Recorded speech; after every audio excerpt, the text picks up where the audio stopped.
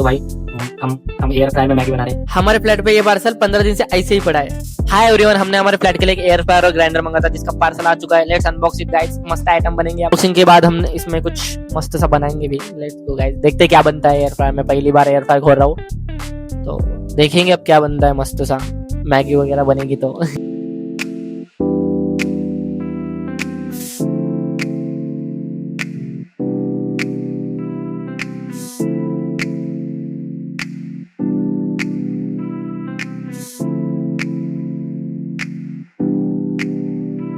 तो भाई हम एयर फ्रायर में मैगी बना रहे हैं। बस दिस इज द मैगी। सबसे पहला आइटम उसमें मैगी बन रहा है, और अगर उसकी हो गया सीन, मतलब हमारा इतना खतरनाक है कि हम मैगी बना रहे हैं एयर फ्रायर में।